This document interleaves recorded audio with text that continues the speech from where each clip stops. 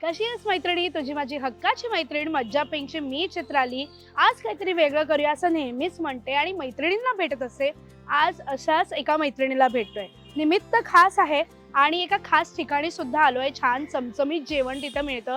So status नावाचं restaurant आहे lower परेलमध्ये आणि त्यांच्याकडे छान इंटरव्ह्यू घ्यायचा त्यांनी आपल्याला जागा दिलेली आहे मस्त. तो छान खाता पिता इंटरव्ह्यू होणार आहे.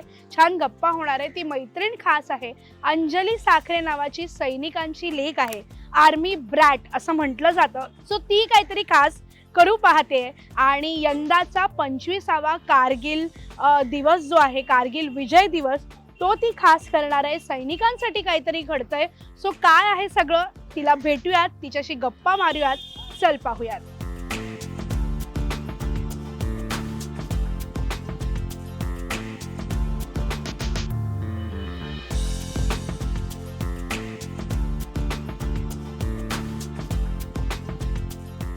तर आपण म्हणालो होतो की आज एका खास मैत्रिणीला भेटणार आहोत आणि नेहमी मैत्रिणींना भेटतो. सो अशीच अंजली साखरे आहेत माझ्यासोबत. कशा आहात तुम्ही? मस्त. येस. तर निमित्त खास आहे आणि यंदा 25वा कारगिल विजय दिवस आपण साजरा करतोय आणि एका सैनिकाची लेक असलेली अंजली साखरे सैनिकांसाठी उभी ठाकली आहे. तर निमित्त खास आहे आणि म्हणून आम्ही एका खास ठिकाणी या गप्पा करतोय आणि छान मस्त मस्त जेवण यायला लागलंय. सो स्टेटस नावाचं रेस्टॉरंट आहे लोअर परेलला. अतिशय सुंदर असं रेस्टॉरंट आहे आणि आमच्या टेबलवर सुंदर सुंदर जेवण आलेलं आहे आणि त्या मस्त खात पीत गप्पा करणार आहोत. तर जसं सुरुवात केली तशी की मैत्रिणीला भेटलोय. सैनिकाची लेक आहे आणि सैनिकांसाठी उभी ठाकली आहे. काय आहे तुम्हीच सांगा. सो प्राऊड तर आहेच, कारण सैनिकी घराणं असल्यावर तो जोश किंवा ते देशप्रेम, देशभक्ती गरजेची नाही आहे की ते सैनिकी घराणं आहे म्हणून. पण निदान ती वातावरण निर्मिती होती आणि त्यामुळे कदाचित तो जोश कायम राहिला. देशसेवा सगळेच अख्खं घराणं माझं देशसेवेमध्ये होतं. म्हणजे माझे वडील, माझे आजोबा, माझे काका, अशी अख्खी फॅमिली आमची देश सेवा म्हणा किंवा आर्मीशी खूप निगडीत असं नातं आहे त्यांचं. पण त्या पुढची पिढी अ, ही समाजसेवा करावी आणि प्रत्येक ह्या छोट्या गोष्टीतून जिथे आपण सामाजिक ऋणानुबंध बांधलेले असतात, हे आम्हाला लहानपणापासून सांगितलं होतं की ह्यात खरं म्हणजे देश सेवा लढली आहे. Borders is not only the patriotism you can define किंवा तुम्ही करू शकता. त्यामुळे ह्या छोट्या छोट्या गोष्टी त्या रक्तातच पहिल्यापासून आमच्या मिसळल्या होत्या. त्यामुळे कोणत्याही कामाचं स्वरूप हे समाजाशी किती बांधील असेल, हे कळण्याचा मी फक्त प्रयत्न करत आले आणि येस. तर येस, तर जे काही इतकं भरभरून बोलल्या आहेत त्या आणि आता ह्या सगळं घेऊन यंदाच्या 25व्या कारगिल दिवसानिमित्त काहीतरी खास करताय आणि जसं मी म्हणतेय मगाचपासून की सैनिकांसाठी ती उभी ठाकली आहे. तर काय, तर काहीतरी खास घडतंय. 26 जुलै यंदाचा खास असणार आहे, कारण काय 26 जुलै म्हणजे फक्त पाऊस नाही. हो, पावसाच्या खूप कटू आठवणी असतीलही, पण 26 जुलै म्हणजे कारगिल विजय दिवस आहे. यंदा 25वं वर्ष आहे आणि त्यानिमित्त अंजली साखरे काहीतरी करतायत खास. तर ते सुद्धा तुम्ही आम्हाला यानिमित्त नक्कीच सांगणार आहात. नक्कीच. पण त्याआधी मला हे सांगायला आवडेल की कारगिल हा विषय इतक्या वर्षानंतर वॅलियंट फेम आयकॉनने उचलून का धरला. कारण 26 जुलै म्हटलं तर दरवर्षी येणारा हा आहे आणि रौप्य महोत्सवी दिवस हा फक्त एकच असा निमित्त नाही आहे. पण कारगिल विषयी ॲज अन आर्मी ब्रॅट माझ्या खूप जवळच्या आठवणी आहेत. ती भीती जी एका घरातल्या लोकांना असते, म्हणजे बॉर्डर्सवर ते वॉरियर्स किंवा ते सैनिक आपलं काम सातत्याने करतच असतात बरेच दिवस. मला सांगायला खरंच भीती वाटते की 84 दिवस चाललेला हा प्रवास. हो. त्याच्या आधी हे सैनिक रुजू झाले होते त्या ठिकाणी. त्याच्यानंतर सुद्धा यायला त्यांना बराच वेळ लागला होता घरी, कारण प्री आणि पोस्ट अशा बऱ्याच गोष्टी होत्या, तयारी होती सैनिकांची. बरेच ती शहीद जवळून सुद्धा झाले. बरेचसे शहीद, 520 पेक्षा जास्त संख्या, म्हणजे 1300 पेक्षा जास्त. तर त्याच्यामध्ये अपघात झाला होता त्यांचा आणि अ, अपघात म्हणण्यापेक्षा 500, सॉरी हे एडिट करा, 520 पेक्षा जास्त मृत्युमुखी पडले, म्हणजे शहीद झाले. आणि 1300हून जास्त संख्या कसली होती? जखमी 1300 पेक्षा जास्त संख्या ही जखमी सैनिकांची होती. तर हा जेव्हा इतिहास आपण आता वाचतो त्यावेळी मला फक्त हे मागचे दिवस आठवतात. लहान असल्यामुळे त्यावेळी सैनिक की त्या बॉर्डरवर काय झालं होतं किंवा कारगिलमध्ये काय झालं होतं हे आठवत नव्हतं.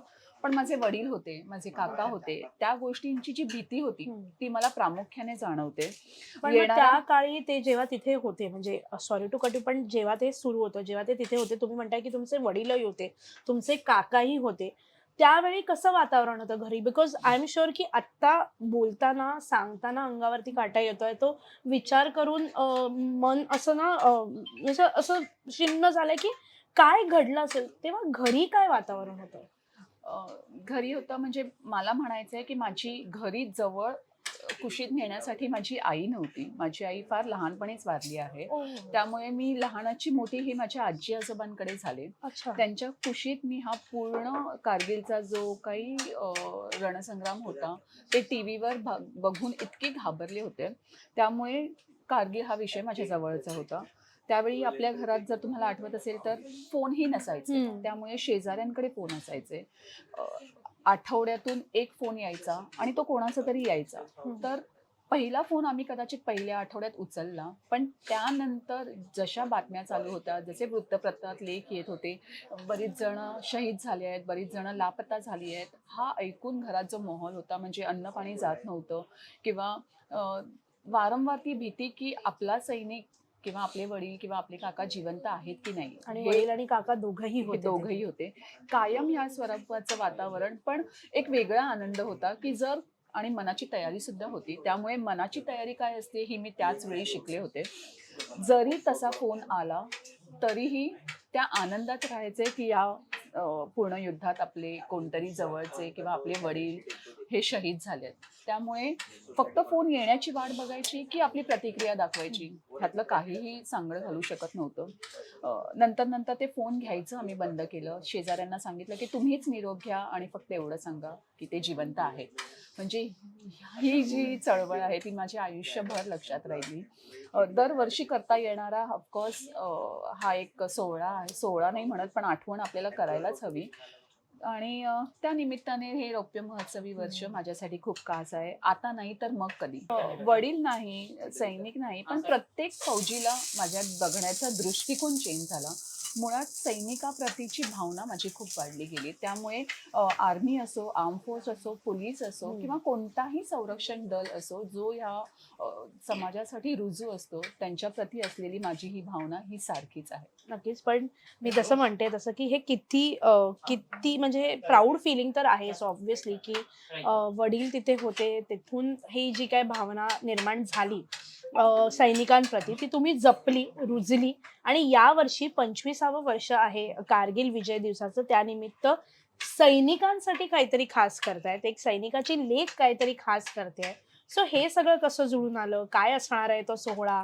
कसं असणार आहे सगळं? सैनिकी दलात म्हणजे जिल्हा सैनिक वेलफेअर हे आपल्या ठाणे जिल्ह्यात आहे आणि एक अतिशय जिल्हा माहिती अधिकारी ह्यांच्या निमित्ताने आणि किंवा योगायोग म्हणा, त्यांच्याकडे मी हा प्रस्ताव मांडला. माझी पूर्ण आतापर्यंतची जी सामाजिक कार्यकारिणी आणि व्हॅलियंट फेम आयकॉनचे जे आतापर्यंतचे सामाजिक उपक्रम आपण केले आहेत, मला म्हणायला आवडेल की फॅशन इंडस्ट्री किंवा मला जरी लोक फॅशन मॉडेल म्हणून ओळखत असतील तरी ब्युटी पेजंटचं स्वरूप हे मी बदललेलं आहे. त्या प्लॅटफॉर्मला लोकांनी टॅलेंट म्हणून पाहिलं आहे. आपली पर्सनॅलिटी डेव्हलपमेंट किंवा आपली स्वतःची आयडेंटिटी निर्माण करता यावी यासाठी जो प्लॅटफॉर्म ओळखला जातो त्याची संपूर्ण माहिती मी जिल्हा माहिती अधिकाऱ्यांसमोर मांडली होती. आर्मी बॅकग्राऊंड असल्यामुळे किंवा आर्मी ब्रॅट जे आपण प्रामुख्याने म्हणतो, तर त्यांनी सुचवलेला हा मला विषय होता की इतकं सगळं करते आणि विषय इतके चांगले आहेत, त्यामुळे जी कळकळीची भावना सैनिकांसाठी आहे किंवा तुझ्यामध्ये आहे ते आपण ह्या वर्षी सैनिकांप्रती करूया. सो त्यांचा हा शब्द पडू न देता त्याच वेळी मी ठरवलं होतं की हे वर्ष आपण खास जिल्हा सैनिक वेलफेअरसाठी करू. माझ्या वडिलांना आदरांजली म्हणा, कारण ते आता हयात नाही आहेत, पण त्या प्रत्येक सैनिकाला किंवा 40 वर्षांचा हा जो माझा प्रवास आहे आणि ती जी आठवण आहे, ती जी भीती आहे, तो सगळा मला ह्याच्यात व्यक्त करायचा होता. सुरुवात केली आणि नंतर जसजसं कारगिलविषयी वाचायला गेलो, कारण भीती होती पण सगळा अभ्यास नव्हता. जेव्हा हळूहळू अनाऊन्स केल्यानंतर शो आम्ही पुढे जात गेलो, गेलो, त्यानंतर आम्हाला लक्षात आलं की 1999 आणि आता 2024 खरं तर हा प्रवास 25 वर्षाचा आहे आणि हे रौप्य महोत्सवी आहे. ज्या मुवमेंटला कळलं त्यावेळेला हा विषय न सोडता त्याला कसं रौप्य महोत्सवीचं स्वरूप देता यावं ह्यासाठी आम्ही खंबीरपणे उभे राहिलो. बरेच ह्या विचाराला एक स्वरूप देण्यासाठी किंवा ह्याला एक सुंदर असं अट्रॅक्शन देण्यासाठी त्या ब्युटी पेजंटला वॉक फॉर नेशन ही थीम आम्ही दिली. कारण प्रत्येक चालणारं त्या ब्युटी पेजंटवरचं पाऊल हे माझ्यासाठी नाही, कारण ब्युटी पेजंट्स होतच असतात, पण ह्या वर्षीचं प्रत्येकाचं पाऊल हे वॉक फॉर नेशनसाठी चालावं, त्या सैनिकासाठी चालावं, ही थीम उभी राहिली. हा थीम उभी राहिल्यानंतर त्याचं जेव्हा नाव ठरवण्यात आलं तर ब्युटी तर आहे आणि पेजंट पण आहे, पण ही ब्युटीची प्रामुख्याने व्याख्या आपण म्हणतो की beauty is not the outer beauty, internal आहे. इंटरनल आहे, मग त्याच्यामध्ये हार्ट आहे, त्याच्यामध्ये सोल आहे, त्या ब्युटीला काहीतरी अर्थ आहे. आणि सैनिक म्हटल्यावर बॉर्डर आहे. So let's take this beauty beyond border. म्हणजे प्रत्येक रचलेला हा जो मनोरा आहे वॅलियंट टीम आयकॉनचा towards the celebration of 25th anniversary Kargil Vijay Diwas, हा अशा छोट्या छोट्या आणि प्रचंड विचाराने रचलेला मनोरा आहे. त्या प्रत्येक गोष्टीत, त्या प्रत्येक हॅशटॅगमध्ये हे आहे. वॅलियंट टीम आयकॉनचं एक प्रामुख्याने हॅशटॅग आहे त्याचं, जे आहे कम्युनिटी सिमिलॅरिटी. कम्युनिटीमध्ये आपण बरेचसे NGO सपोर्ट केला आहे, बरेचशा किन्नर ट्रस्टला आपण सपोर्ट केला आहे याआधी सुद्धा, धनादेश दिला आहे आपण अशा ट्रस्टना आणि त्यांना वेळोवेळी आपण असं सपोर्ट करतो. तर ह्या कम्युनिटीमध्ये हे सगळं जेव्हा आपण घेतो तेव्हा कुठेतरी मला असं वाटलं की yes, arm force is another community which is so फार not highlighted.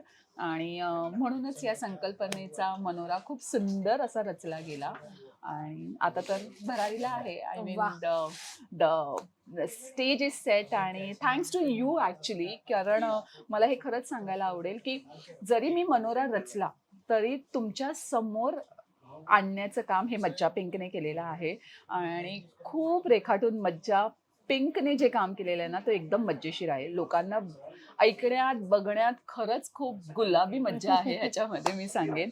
So thank you so much. कारण वुमेन सपोर्टिंग वुमेन हा कन्सेप्ट जरी असला तरी army daughter supporting another army daughter, कारण ही साखळी अशी गुंतली आहे ना की ह्या सगळ्यांचं कॉन्ट्रीब्युशन, म्हणजे जरी आपण ऑडियन्ससाठी हे बुक माय शो ठेवला आहे, कारण त्यांना मला हे सांगायला आवडेल की it's a fund raising event. बरोबर. या इव्हेंटमधून आपण आर्म फोर्स फ्लॅग डे, जे ठाणा, पालघर आणि मुंबई जिल्ह्यातलं प्रामुख्याने वेलफेअर सेंटर आहे सैनिकांचं, त्यांना आपण ह्याच दिवशी एक डोनेशन देणार आहोत आणि हा सगळा खटाटोप त्यांच्यासाठीच आहे. कारण what is arm force flag day ह्याचं अवेअरनेस आहे.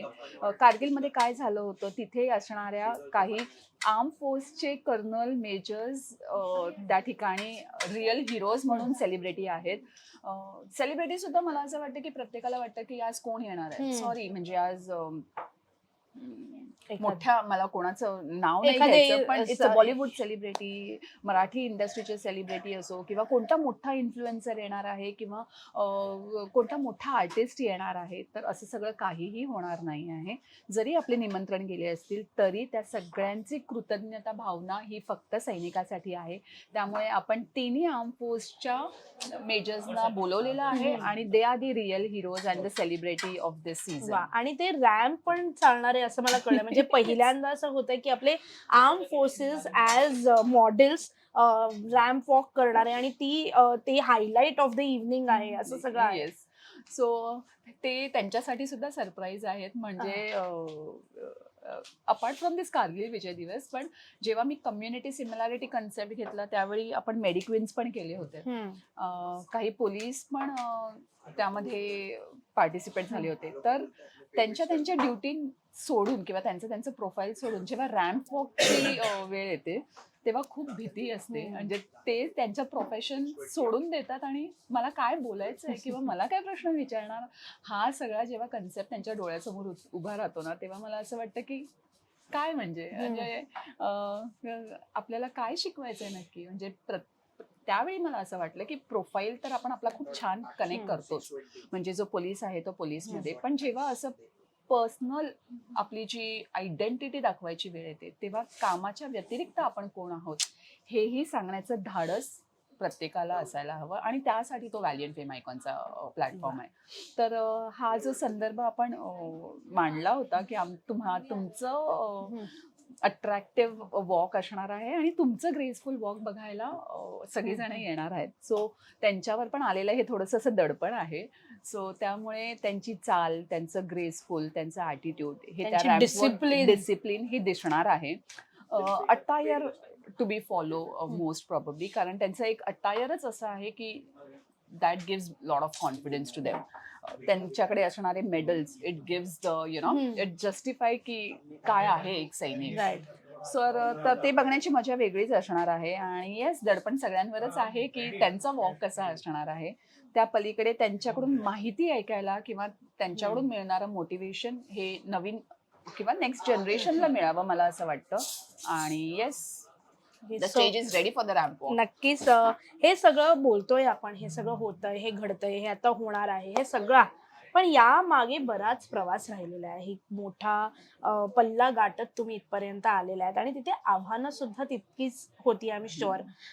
अनेक वर्ष तुम्ही हे करताय, तुम्ही वेगवेगळ्या, जसं तुम्ही म्हणालात की तुम्ही किन्नरांसाठी काम केलं, त्याचसोबत तुम्ही आता यावर्षी सैनिकांसाठी काम करतायत.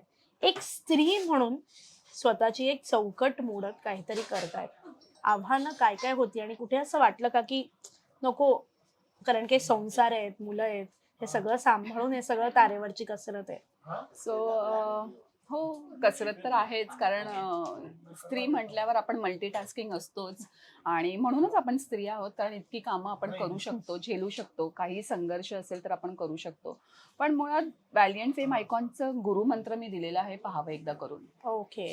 सो पाहावं एकदा करून ही त्याची टॅगलाईन आहे. त्यामुळे कोणताही विषय आणि कोणताही सब्जेक्ट आतापर्यंत हा स्ट्रगल शिवाय झालेला नाही आहे. सर्वात मोठा पाठिंबा म्हणजे घरच्यांचा आहे. My husband is standing very strong behind me. That's the main backbone of valiant fame icon. आणि म्हणूनच मी खंबीरपणे उभी राहू शकले. घरात तेवढा वेळ देता येत नाही, बट मुलांना सांभाळण्यापासून, त्यांची काळजी घेण्यापासून हे सगळं माझ्या घरी माझं बॅकबोन सांभाळत असतात. त्यामुळे येस, म्हणून मी पुढे करू शकते. पण मुलांचाही तितका पाठिंबा आहे, कारण त्याग काय असतं किंवा आपण म्हणतो ना, आई म्हणजे मुलांना आपण तेवढं पंखामध्ये, पण पहिल्यापासून ती पंखात राहिलेलीच मुलं नाही आहेत. त्यामुळे विंग्स आपण दिलेले आहेत त्यांना पहिल्यापासून. त्यामुळे घरच्यांचा पाठिंबा खूप महत्त्वाचा. पण जेव्हा समाजात आपण हे काम करतो तेव्हा लोकांचा दृष्टिकोन, त्यांच्या नजरात चुकवून आपण ठामपणे जेव्हा उभं राहतो या क्षेत्रात, त्यामुळे मला असं वाटतं की ते जास्त महत्त्वाचं आहे. कारण घरची माणसं समजून घेतात, पण समाजात बघण्याचा दृष्टिकोन वेगळा असतो. पण एनिवेज, तो प्रयत्न करत करत जेव्हा आपण कन्सिस्टन्सी दाखवतो, त्यामुळे लोकांना कळून येतं की नाही, येस. आणि आर्मी ब्रॅट आहे हे बऱ्याच जणांना आतापर्यंत माहीत नव्हतं. त्यामुळे असे विषय का निवडले अंजली, आणि Y she is only behind the social service. तर हा विषय लोकांना आता कळेल. आणि ही जेवढी इतक्या वर्षाची मेहनत आहे ते कदाचित ह्या इव्हेंटने ते नजरिया बदलेल. आणि टच वूड की आतापर्यंत समाजाने सुद्धा आपल्याला तेवढी साथ दिली आहे. जास्त साथ ही महिलांकडूनच झालेली आहे. त्यामुळे हा सगळा प्रवास माझा खूपच सोपा झाला होता. पण आता हे म्हणताना आत्ता जो प्रवास तुम्ही म्हणालात तो फार थोडा नाहीये, तो मोठा राहिलेला आहे. आव्हानं बरीच आली असतील आणि जे काय तुम्ही तुमच्या या स्माईलच्या मागे ते बरेच दुःख आय एम शुअर लपवलेली असतील. पण कुठेतरी वाटलं का, एक स्त्री म्हणून हे सगळं करताना अधिक त्याकडे एक वेगळ्या पद्धतीने बघितलं जातं. अनेकदा स्त्रियांच्या बद्दल एखादी गोष्ट घडत असेल तर ती वेगळ्या त्याला एक वेगळं वलय होतं. त्याबद्दल वेगळ्या पद्धतीने जसं तुम्ही म्हणालात, की दृष्टिकोन बदलतो. कुठेतरी तुम्हाला असं वाटलं का, की स्त्री आहे म्हणून ही गोष्ट घडते आणि इथे थांबायला पाहिजे, पण तुम्ही थांबला नाहीत, असं काही घडलं या सगळ्या प्रवासात? अ, खूपच खाजगी प्रश्न आहे. पण मला खरंच आवडेल, की बिनधास्तपणे आपण कुठल्याही मोठ्या कार्यालयात जातो आणि विचारण्याची एक आहे ना भीती असते, की आपण करायला पाहिजे की नाही. आणि मुळात म्हणजे एकटीने प्रवास करणं, त्यावेळी प्रत्येक येणारा अडथळा हा आपल्याला मोठा डोंगरासारखाच हं, वाटतो. तो सर्वात मोठा चॅलेंजिंग होता, की मोठमोठ्या लोकांना जाऊन समजावणं, की आपला विषय काय आहे आणि आपल्या विचारांबरोबर त्यांना जोडून घेणं, हं, हा सगळ्यात मोठा चॅलेंज होता. पण टचवूड आपण जे प्रामाणिकपणे काम करतो ना, त्या गोष्टीला तोड नाहीये. हं. आणि सहज समजणारे विषय आहेत, सहज समजणारी एक आपली आपली जशी आयडेंटिटी आहे. मुळात आपण जसे आहोत, हं. तसेच खरेपणाने त्यांना समोरच्याला पटवून देणं आणि ह्यात मी माझं यश समजते. कारण आतापर्यंत हा झालेला प्रवास हा असाच ट्रान्सपरंट आणि खरेखुरे होता. त्यामुळे आलेल्या प्रयत्नांना मी असंच तोंड दिलं. डोंगरासारखे प्रयत्न तर आले. अ, पुन्हा एकदा म्हणते हा विषय जरी खाजगी असला तरी कोणाची नावं किंवा नाही. हं. पण कोणताही एक इव्हेंट किंवा कोणताही समारंभ करताना आपल्याला बऱ्याच अडचणी येतात. फार जवळची माणसं आपल्याकडे रोखून बघत असतात, की काय चाललंय? आणि नक्की एकदा काय जवळची होतंय? माणसं पाठही फिरवतात. इट्स इट्स व्हेरी कॉमन आणि आपलीच लोकं 100% 80 लोकं तुम्हाला नावं ठेवत असतात. त्या त्याला सामोरं आपल्याला जावं लागतं. त्या सगळ्या बॅड कमेंट्सला किंवा किंवा निगेटिव्ह कमेंट्सला हं. समोर जाणं हीच प्रवासाची ॲक्चुअली सुरुवात आहे. त्यामुळे ते कन्व्हर्ट हळू होत जातात. पण जे 20% आपल्याबरोबर लोकं असतात, आपण त्यांच्या बरोबर तो प्रवास करत असतो आणि तो सक्सेसफुली होतो. त्यामुळे नाण्याच्या 2 बाजू हं. आहेतच. म्हणजे एक होकारार्थ आणि एक हं, हं, हं. नकारार्थ. तर ते होणारच आहे. पण शेवटी अ, एक नाणं आहे ना हं, आणि त्या एक नाण्याला बरोबर घेऊन चालण्यात जी मजा आहे ना, कारण मला असं वाटतं सगळ्यात मोठा हात ना त्या हं. नकारार्थीपणाचा होता. त्यांनी नाही म्हटल्यावर जी कळण्याची गुंगी चढली, त्यामुळे मी करू शकले. त्यामुळे मी त्या सगळ्या लोकांना थँक्स म्हणेल. These are the people for motivation. वाह! आणि ती सगळी लोकं आज माझ्या जवळ आहेत. ती हं, सगळी लोकं आज लांबून मला बघत आहेत. हं, आज ह्या प्रवासात काहीही तसे अडथळे नाही आले, जिथे ही नकारात्मक टीका होईल हं. आणि मला वाटतं मी ती अ, खळगी भरून काढली आहे, की ह्या प्रवासात नकारार्थी कमेंट्स नाही आले. सो नक्कीच. हा प्रवास इतक्या वर्षांचा त्याला मी थँक म्हणेन. या समाजाला मी थँक म्हणेन, की येस कदाचित मी आता त्या त्या लेव्हलला पोहोचली आहे, की जिथे मला लोकं समजायला लागली आहेत. हं, हं. अजून बरंच काही आहे आणि मला बरंच लोकांसाठी करायला आवडेल. नक्कीच आणि याच सोबत स्वतःही आपण घडत असतो जेव्हा अशा येस. माणसांना भेटतो किंवा हा प्रवास जेव्हा जवळून अनुभवतो, अडचणी येतात, आव्हानं येतात, हे सगळ्यातून आपणही घडत असतो. बरोबर. मागे जेव्हा सुरू झालेल्या प्रवासाची अंजली होती आणि आत्ता इतक्या वर्षानंतरची अंजली आहे. हं. आज अशा वेळेला ती उभी ठाकली आहे, जिकडे ती सैनिकांसाठी काहीतरी करते. जी बावरलेली लहान अंजली होती, आपले सैनिक येस. वडील हे सगळं करताना अंजली कशी घडत गेली आणि आज अंजली स्वतःला कशी पाहते? मला एक किस्सा सांगायला आवडेल, की 800-900 किन्नरांमध्ये मी लास्ट चालले हं, होते ऑगस्ट क्रांतीला. मला माहीत नव्हतं, की मी काय करतेय? मला नक्की त्यांच्याबरोबर करायचं काय आहे? पुढे जाऊन मी काय करणार आहे? हं, पण जसजसा फ्लो आयुष्यात येत गेला, कारण सैनिकाचं पण तसंच असतं. कुठून येणार आहेत वार हे त्यांना माहीत नसतं, पण त्यांना कायम आयुष्यात सज्ज राहावं लागतं. माझा प्रवासही आयुष्याचा तसाच होता. अ, घरी आई-वडील नसल्यामुळे लहानपणापासूनच ती त्यागाची किंवा स्ट्रगल करण्याची आली होती. मग शिक्षण असो, नोकरी असो. अ, 10 वर्षांहून जास्त मी अमेरिकन एक्सप्रेसमध्ये काम केलं. त्यामुळे एम-एन-सीचा असणारा अनुभव आणि डायरेक्ट समाजात हं, उतरण्याचा अनुभव. त्यावेळची अंजली म्हणजे प्रत्येक टप्प्यावरची अंजली ही वेगळी आहे. त्या साच्यामध्ये मी हं, गुंतले हं, गेले आणि रमले गेले आणि बहरले. हं, म्हणजे जसा उन्हाळा आला तसे मी चटके हं, सहन केले. जसा पावसाळा आला ठीक आहे थोडंसं डाऊन हं, झालं. थंडी आली, ती कडाक्याची थंडीही हं, जाणवली आणि मग पुन्हा तो ऋतू हं, हं. बहरला. अशा प्रकारे अंजलीचं हे आयुष्य असंच फुलत गेलं.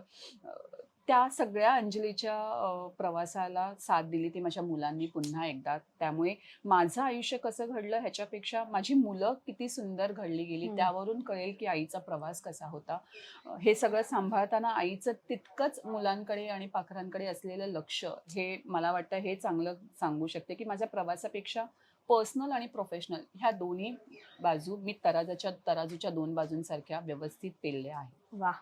पुढे काय अंजली, पुढे काय करणार सो पुढे? पुढे is always valiant fame icon is always with the surprise. आणि पुढेही मला असं वाटतं जसा वार येईल तसा झेलायचा आणि काहीतरी सस्पेन्स असलं पाहिजे आणि मज्जा पिंक असल्यावर तुम्हाला कळेलच की पुढचा विषय काय असणार आहे. वा. सो आम्ही असणारच आहोत सोबत. सो आता हे इव्हेंट आता अगदी तोंडावर आलेलं आहे, सगळी तयारी सुरू झालेली, तयारी ऑलमोस्ट डन आहे. कसं काय म्हणजे मनात काय घालमेल सुरू आहे, पोटात खड्डा पडलाय का? Because every time it is new, every time अजूनही घर सांभाळूनच सगळं करायचंय, सगळं सुरू आहे. सो आत्ता काय फेज आहे म्हणजे खरं अंजलीसाठी? सांगायचं तर गेले महिनाभर मी घर सांभाळतच नाहीये अशी वेळ आली आहे. कारण 24 तास जरी दिले तरी आपण ह्या कमी आहे. रिस्पॉन्सिबिलिटी आणि विषय मोठा असल्यामुळे आलेलं हे खरं म्हणजे दडपण आहे. पण जेव्हा ॲट दी एंड ते प्रत्येक वॉरियर्स जे आर्म फोर्सचे सेलिब्रिटीज आणि रिअल हिरोजला आपण इन्व्हाइट केलंय, दिवसातून एकदा तरी त्यांचा येणारा मेसेज की thank you, you are doing so much for us, and that gives me lot of energy की अरे पुन्हा दुसऱ्या दिवशी मला तीच, चला AK-47 उचला आणि आता कामाला सुरुवात करा. सो येस, ते खवळतं रक्त आहे ना की रोज असं वाटतं की चालूच आहे. पोटात खड्डे विड्डे सगळं आलेलं आहे, खूप पूर साचलेला आहे आणि तो 26 तारखेशिवाय शांत होणार नाही. नक्कीच सर. आपण आजचा घाट वेगळा होता, आजची मैत्रीण वेगळी होती, आजचा विषय वेगळा होता आणि इथे तुम्हाला कळलंच असेल की का भेटलो होतो अंजली साखरे यांना. सैनिकांची लेक आहे, सैनिकांसाठी उभी ठाकली आहे, खूप मोठा प्रवास करून, खूप मोठा पल्ला गाठून इथपर्यंत आलेली आहे आणि अजूनही तिचा प्रवास सुरूच आहे. 26 तारखेला मोठा सोहळा, कार्यक्रम, या मागची तिची तगमग, तिची जी काही, तिचा जो काही प्रवास आणि तिची जी काही आव्हानं होती ती सगळी फेस केलेली आहेत. या सगळ्या प्रवासातून तावून सलाखून निघून आता सोन्यासारखं इव्हेंट होणार आहे, हे सगळं सज्ज झालेलं आहे. पण अंजली, जेव्हा अशी प्रोत्साहनपर गोष्टी घडतात किंवा समोरून येऊन लोक म्हणतात की अरे वा आमच्यासाठी, जसं तुम्ही म्हणालात की मेसेजेस आले, आणि जेव्हा सैनिकांसारखी एखादी एवढी मोठी गोष्ट त्यांच्यासाठी काहीतरी घडत असते, तेव्हा रात्री झोपताना कुठेतरी समाधान असतं की आपण काहीतरी चांगलं करतोय, we are giving back to the nation, असं? येस, कारण कोणतंही काम करताना at the end you should get satisfaction. कोणत्या गोष्टीची तशी बाजू नसावी की अरे मी काय केलं किंवा मला हे मिळत नाहीये. आणि ती सुखाची लागणारी झोप हे माझ्यासाठी पहिल्यापासून खूप महत्त्वाचं होतं. कोणत्या गोष्टी मागे पळावं हे माणसाला कळलं पाहिजे. पैसे आपण खूप कमवतो, पैसे आपण खूप खर्च करतो, माया खूप कमवतो, पण त्या प्रत्येक गोष्टीतून तुम्हाला समाधान मिळतंय का? कारण दॅट इज मोस्ट इम्पॉर्टंट. कारण प्रत्येक वेळी काही ना काहीतरी करण्याची जी आपल्याला हाव असते ती फक्त मला वाटतं समाधानासाठी जास्त असली पाहिजे. Because at the end that matters a lot एका पर्सनल गोष्टीसाठी. कारण समाधानच नसेल तर तुम्ही त्याच्यात इनपुट देऊ शकत नाही आणि एका गोष्टीची खूप तुम्हाला असं वाटतं की नाही गरजेचीच आहे, पण त्यासाठी लागणारा जो स्ट्रगल आहे ते तुम्ही 100% देताय का? सो त्या छोट्या छोट्या गोष्टी खूप मॅटर करतात. मला आता तुम्हाला खरंच सांगायला आवडेल की आपल्याकडे आयकॉनिक वुमेन अवॉर्ड्स आहेत. त्या आयकॉनिक वुमेन अवॉर्ड्स अशा नाही आहेत की इट्स अ रेप्युटेटेड म्हणजे खूप मोठे एस्टॅब्लिश ब्रँड्स आहेत. नाही, आपण त्या त्या ब्रँड्सला सपोर्ट करत आहोत जे अपथिंकिंग आहे. काहीतरी करण्याची त्यांची हौस आहे, कुठेतरी त्यांचं नाव आलं पाहिजे, त्यांचं रेकग्नायझेशन झालं पाहिजे. Because at the end visibility आणि रेकग्नायझेशन मॅटर्स अ लॉट. तुम्ही काय करता हे निदान तुम्हाला तरी सांगावं लागेल, जेणेकरून लोक ऐकतील. तर ब्रँड प्रमोशन्स जेव्हा आपण व्हॅलियंट फेम आयकॉन करतो तेव्हा अशा ब्रँड्स लोकांचं करतो. गंमत म्हणजे बऱ्याच लोकांना असं वाटलं की माझा ब्रँड ना त्या लेवलचाच नाहीये की आयकॉनिक अवॉर्ड मिळेल. ही जेव्हा गंमत झाली होती तेव्हा मला असं वाटलं की नाही, कुठेतरी तुम्हाला स्वतःला पटलं पाहिजे की तुमचा brand is an iconic brand, तर तुम्ही इतरांना पटवू शकता. तर त्यामुळे माझंच नाही की हे फक्त सैनिकाविषयी नाही आहे, त्या प्रत्येकीला जो मानसिक आधार किंवा त्यांच्यामधला जो कॉन्फिडन्स आहे, त्या 25 जणींचा कॉन्फिडन्स तुम्ही स्टेजवर बघालच तर ते मिळालेलं समाधान खूप जास्त आहे. खूप म्हणजे खूप जास्त आहे. त्या ब्युटी पेजंटचं आपण रूपरेषा ही अशी ठेवली आहे की 5 वर्ष आणि 75 वर्ष. 5 वर्षाचा मुलगा जेव्हा थँक यू म्हणतो तर त्याचं समाधान खूप आहे की त्याला काही माहिती नाहीये, पण मला ते जे टीव्हीमध्ये दिसणारे हिरो आहेत ते मला तिथे दिसणार आहेत. एक ह्याच्यासाठी तो जॉईन झालाय की त्याचं स्वप्न आपण कुठेतरी पूर्ण करतोय. So that is it there. 75 वर्षाची जी ताई आहेत, त्यांचं कुठेतरी वेगळाच प्रवास चालू आहे आणि त्यांच्याकडून मिळणारा आशीर्वाद आहे तो खूप महत्वाचा आहे. नाहीतर काम तर आपण करतोच. Beauty pageant season wise back to back येतच राहणार आहेत. सगळ्या आपल्या लोकांसाठी करणार आहोत. पण जेव्हा मी ब्युटी बियॉन्ड बॉर्डर्स म्हणते ना, तेव्हा चेन्नईवरून कोणतरी येणार आहे. आणि मला हे सांगायला आवडेल की चेन्नईवरून येणारी जी मुलगी आहे, she is into teens category, आणि ती कॅटेगरीची जी मुलगी आहे ती स्पेशल चाइल्ड आहे. Okay. And she wants to give that tribute की मला तिथून यायचं आहे. सो वाह! खरंच हे त्या सगळ्यांनी खूप जस्टिफाय केलं आहे की ब्युटी बियॉन्ड बॉर्डर्स हे नाव खरं तर त्या लोकांनी जस्टिफाय केलं आहे. मी फक्त प्रयत्न केला आणि म्हणून ह्याचं समाधान खूप जास्त आहे की बॉर्डर के उस पार से लोग आ रहे हैं. वा वा वा. चंदीगड मधून पण हो. येत आहेत, फलटण वरून येत आहेत. वाह! So अख्खा महाराष्ट्र म्हणा किंवा अख्खा भारत एकजुटीने कारगिल विजय दिवस Yes. तोही 25वा साजरा होणार आहे. तोही आगळ्या वेगळ्या पद्धतीत आपले जे खरे हिरोज आहेत, हिरोज ऑफ द नेशन आपण म्हणतो, आपले जे आर्म फोर्सेस आहेत, तिथे जे वॉरियर्स होते ते रॅम्प वॉक करताना दिसणार आहेत. काही इन्स्पायरिंग विमेन अवॉर्ड्स मिळाले. सो हा सोहळा खूप अनोखा असणार आहे. त्यामागे अंजली साखरे यांची मेहनत आहे. एक स्त्री अशी उभी राहिलेली आहे सगळ्यांना तोंड देत. त्यामुळे हा घाट होता. मज्जा पिंक कायम म्हणते की आपण हक्काची मैत्रीण आहोत. त्यामुळे अशी एखादी मैत्रीण जर पुढे जात असेल आणि काहीतरी वेगळं काहीतरी खास करत असेल तर आपण नेहमी म्हणतो की मज्जा पिंक ही हक्काची मैत्रीण आहे. आम्ही पाठीवरची थाप देणारच म्हणून हा घाट घातला होता. आपण आलो होतो स्टेटस म्हणून लोअर परेलला. एक अतिशय सुंदर रेस्टॉरंट आहे. छान जेवण आलेलं आहे आमच्यासाठी आणि ते आम्ही टी-शर्ट ठेवणार नाही आहोत, ते आम्ही खाणार आहोत. पण त्याच्या आधी जाता जाता खूप छान प्रवास, खूप त्याच्यात चढ उतार हे आलेलेच आहेत आणि तुमची जी स्माईल आहे ती सांगतेय की सगळ्या गोष्टी मागे साकत आनंदाने गोष्टी पुढे नेत काहीतरी करायचं आहे आणि वेलियंट फेम आयकॉन कायम असं छान छान गोष्टी करत असते. आणि अंजली साखरे फेस आहे जे सगळं काही करते आहे आणि तिचा प्रवास आणि फार इन्स्पायरिंग राहिलेला आहे. सो असंच छान छान काम करत राहा. तुमच्यासारख्या स्त्रिया आहेत ज्या अनेकींना प्रेरणा देतात, इन्स्पिरेशन देतात आणि ही चौकट मोडायला भाग पाडतात की ती चौकट मोडा आणि पुढे जा. सो जाता जाता अनेक स्त्रिया तिथे बसलेल्या आहेत ज्या अजूनही इन्स्पिरेशन घेण्यासाठी किंवा अजूनही चौकट मोडण्याची वाट पाहत आहेत. त्यांना एक मैत्रीपर किंवा काय एखादी एक सल्ला असेल, काही एखादी असेल की गिव्ह अप करू नका, तर ते काय असेल? सो टॅगलाईन आपली आहेच, पाहावे एकदा करून. सो तुम्हाला येणारा प्रत्येक मनातला तो विचार किंवा गोष्ट विचारात ठेवू नका. एक पाऊल उचलणं महत्वाचं आहे.